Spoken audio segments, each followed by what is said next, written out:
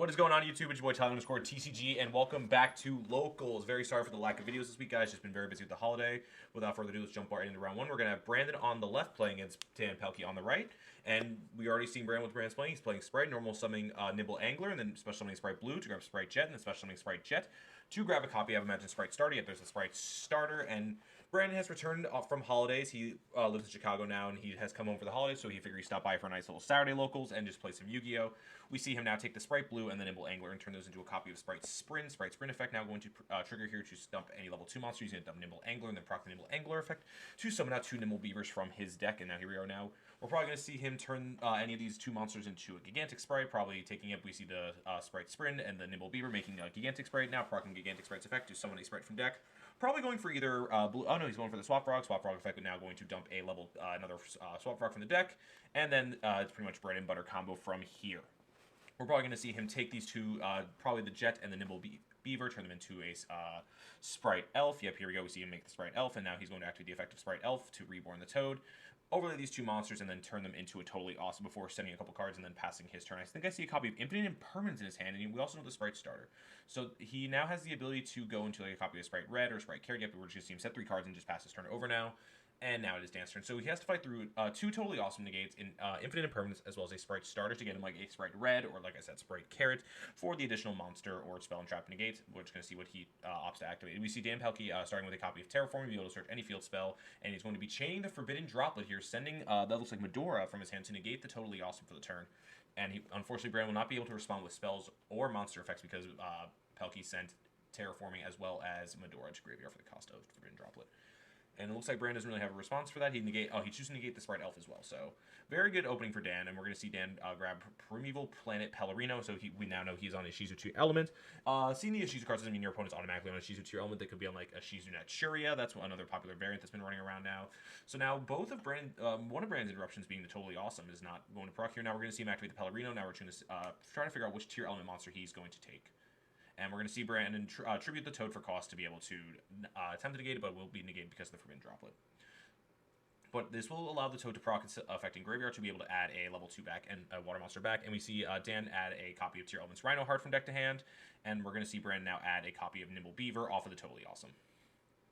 So now Dan's sitting pretty well in the driver's seat, but Brandon still has 3 back row, one of them being the Infinite Impermanence as well as the Spright Starter. So, and if he doesn't choose to use the Spright Starter to cause an interruption, all right, we're going to see him activate a copy of Tier Element Scream now, and then we're probably going to be normal summoning Tier Elements Rhino Heart, Chainlink 1, Rhino Heart, Chainlink 2, Tier Element Scream. We're going to Chainlink 3 Infinite Impermanence, targeting the Rhino Hearts. We're just going to mill 3.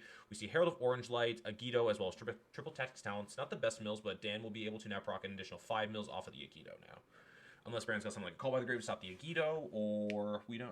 Could be possible. He might want to proc the Spright Starter, and looks like he is going to activate one of these face down cards. It is Call by the Grave. Wow, very very good opening for Brandon. So now Dan will not be milling any more cards for the rest of his turn, and we're just going to see. And he's going to be chaining Medora here to put back Agido, Herald of Orange Light, and Triple Tactics. No, it looks like he's going to take Agido, Triple Tactics Talents, and Terraforming. So now the Call by the Grave will unfortunately miss its targets. So now I believe Dan will be able to mill the 5 here off of the Agido.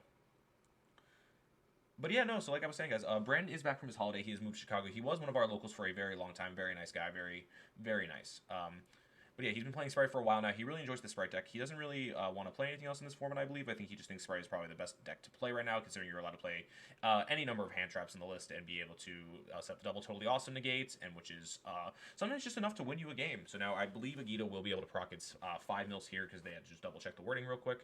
So now let's see what Dan will mill. Both players be milling. Looks like Dan hits Scream, Keldo, Sheeran, Terraforming, Forbidden Droplet, and looks like Brandon hit a Trap, a Blue, a Pot of Prosperity, and I think it's a Jet possibly. So now we're going to see. Oh, and it looks like Brandon's now going to chain the effect of Bisted Druid Swarm on the Tier Element Sheeran. So he's just really trying to keep Dan Pelkey off of these fusion summon effects. But Dan will be able to add a trap off of the Tier Element Scream that was milled. Probably going to add either Crime or Sullyk. I would probably go if I was Dan in the situation. Probably go for Sullyk, and then he's going to be chaining the Keldo now to shuffle back the Sheeran, as well as probably, I would imagine, Terraforming, or maybe something from Brandon's graveyard. He's going to be taking... Dan is really, really fortunate for Dan that he was able to mill like the shuffle backs of the Ishizu monsters just to dodge all these hand traps that are just trying to stop him from fusion summoning. So we're going to be shuffling back Terraforming, Forbidden Droplet, as well as Tier Element Sheeran now. So we're going to proc now the effect of Scream to search a trap card from the deck. I don't know what you would go for here. I don't know if you really want to go for either Tearlament Crime or Tearlament Sulliek. It all depends on really what you want. If you want the Omni Negate with the counter trap, because now this Rhino Heart is 2,000 thanks to the planet, so he will be able to punch over the Spright Elf now. So I just see what the players are talking about. They're probably just thinking about talking about what happened during the chain and everything. We don't know. Nice, very small, casual Saturday locals. I believe it was like 12 to 13 people on Saturday. Looks like Dan's really thinking about grabbing this copy of Sulliek because possibility of being able to grab the Sulliek, and if anything gets popped, that means we'll be able to trigger a search effect to grab any Tearlament monster. No, we're just going to add Tearlament's Crime now. So that's going to be going to be able to stop the Gigantic pretty well, unless Branch decides to go to battle phase and just punch over the Rhino Hearts. That way he will be able to proc his Gigantic Sprite effect.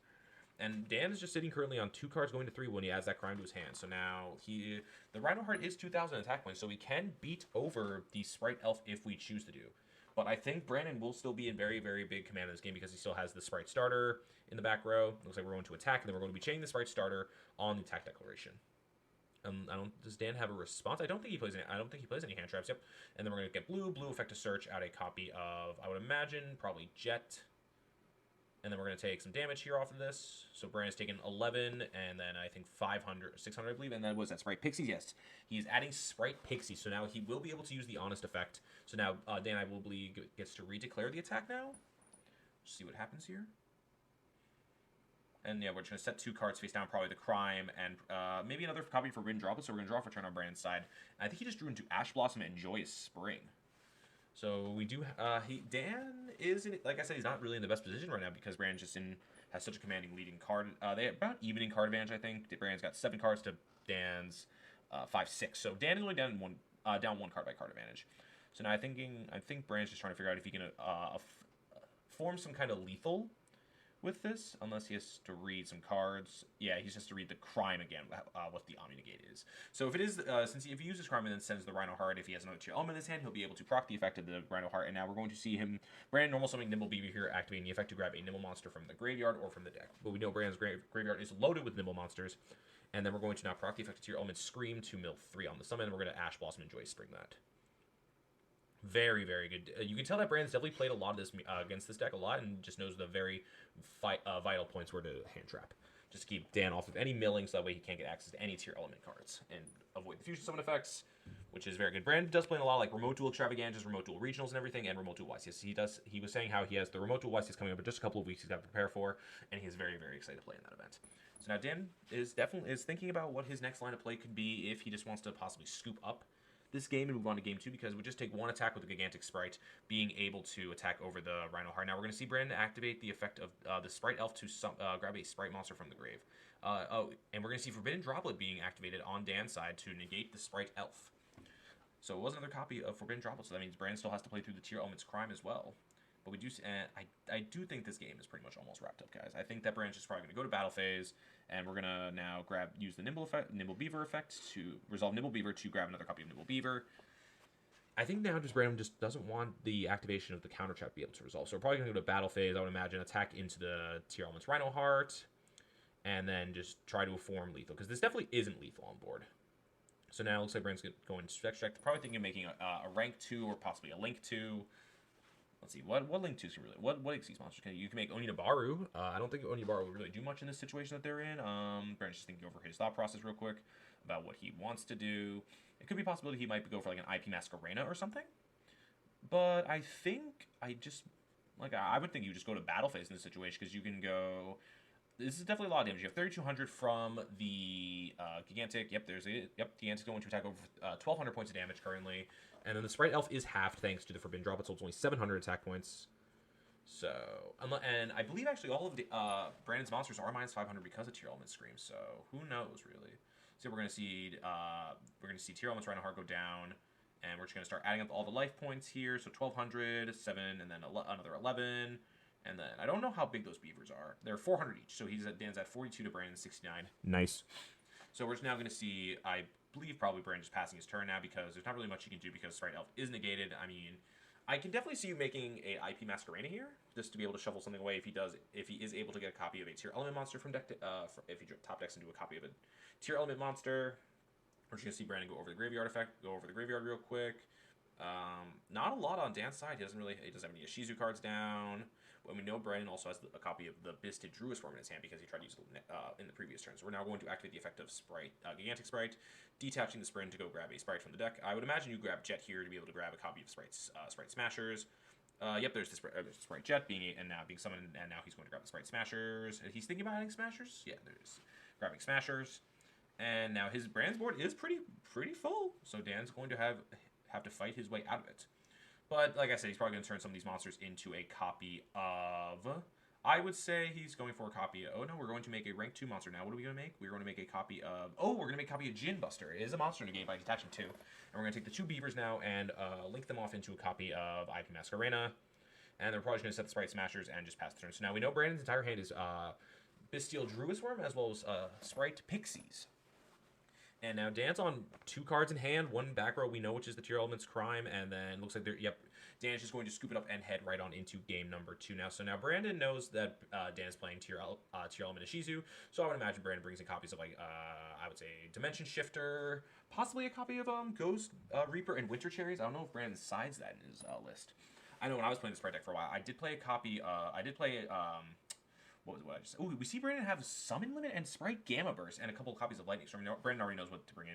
He's definitely told us how many times he's played against this deck and just how well he's just gotten known to the match. So we're now going to see the players siding here. And I really hope you guys did have a fantastic Thanksgiving. Please let me know down in the comment section down below what your favorite Thanksgiving food is. Mine, personally, is either stuffing or my aunt makes this delicious green bean casserole. It's very, very good, guys. But I hope you guys did enjoy your holiday, and I hope you guys got a lot of great deals on your Black Friday shopping because that was just a couple days ago at the time of recording this audio, and I hope you guys are ready for the Christmas season now. Please let me know what your favorite part of the holidays is getting together with family, eating some food, and just overall hanging out. But yeah, so now we are heading into game number 2 now, and I'm very, very excited to see what happens here. Actually, at the time of this recording, YCS Costa Rica is just finishing up, and I believe the finals was Paulie versus Jesse Cott, both of Team Luxury. So it's a very, very good finals, I can imagine. They're both teammates, so I imagine they don't really want to play against each other because they don't want to knock each other out of the tournament, but what are you going to do? So yep, and we're just gonna finish siding up here. I couldn't really think of what Dan wants to side in this matchup. He could also play copies of Ghost Reaper and Winter Cherries because the Spright deck does play Spright Elf and Spright Sprind. So the option is there to play Ghost Reaper and Winter Cherries. Looks like Dan is actually going to rethink about what he wanted to decide, or he hasn't sided yet. I don't really. Yeah, it looks like Dan is currently siding. I would think you just play copies of Ghost Reaper and Winter Cherries. I don't really see what else you can side against the Spright deck. Maybe like if you're crazy, you play Ghost Orb and Snow Rabbit to hit the Gigantic Spright, which is something players were doing when the Spright deck first came out. That was one of the weakest parts of the deck. If it wasn't able to resolve the Gigantic, you weren't really playing the game that much. So I'm fairly, very confident that Brandon's just. Oh, it looks like he sided out the entire Swap Frog package. I don't know if that's 1 or 2 copies of Swap Frog that he could have taken out of his deck. But we're just going to see the players hop right into game number 2. I'm imagining Dan is probably opting to go first here and just be able to set up the best Tearlament Ishizu board he can get. And yep, we're going to hop right into game number 2 now. I see Brandon did open a copy of Bestial Magma, and he opened Dimension Shifter. Very, very good. Dan starts with a copy of Tearlament's Rhinoheart, and then Brandon is chaining Dimension Shifter, chaining the Herald of Orange Light now to negate the Dimension Shifter. Let's see what's now going to happen. This is very, very unfortunate news for Brandon. So now the Tearlament's Rhinoheart is going to allow itself to proc. I believe Dan ditched a copy of Kelbeck, and we're going to see Tearlament's Merly milled here. So now we're probably going to proc the effect of the Keldo to mill 5, and then we're going to activate the copy of Bestial Magnamut on the chain when the Merly was going to activate. So now banishing the Merly, so it won't be able to use itself to fusion summon. And now Brandon will be able to search a dragon during the end phase. Probably another copy of he's probably going to go for a copy of Bestial Druisworm, just to be able to remove something from play, and then looks like both players going to mill 5. Dan Pelkey hits Forbidden Droplet, Pellerino, no Tearlament cards. And Brandon's mills weren't that good either. I see 2 copies of Druisworm being milled. Yikes. I'm pretty sure Brandon only plays, I don't know if he plays the 3/3 copy of each Bestial monster. Definitely worth it in the mirror match. And then, Magma allows you to add back from the graveyard. And Dan's just going to pass his turn with 1 back row. Probably, I think it's Tearlament Soliak. And now we're going to see what Brandon wants to do. I see he did he did draw a copy of Dimension Shifter for turn. Not really going to help him now with his with his graveyard not being there. And we're going to normal summon Spright Jet, special summon Spright Blue now. And we are pretty much just off to the races at this point. We could attack into the Rhinoheart with the Bestial Magnamut, knowing that the set is either Tearlament's Crime or Soliak, or it could be another copy of Forbidden Droplet, actually. And we're going to see Brandon add Spright Jet off of the Spright Blue. And he did open Smashers, so now we're going to Smashers away the Tearlament's Rhino Hearts. So now Brandon should be able to just clean this game up rather quick. Well, he's probably going to banish the Spright Blue or the Spright Jet, I would imagine. Doesn't really matter what Spright you banish off your board. You just want to get the Rhino Heart off board as fast as possible to allow yourself the ability to OTK your opponent.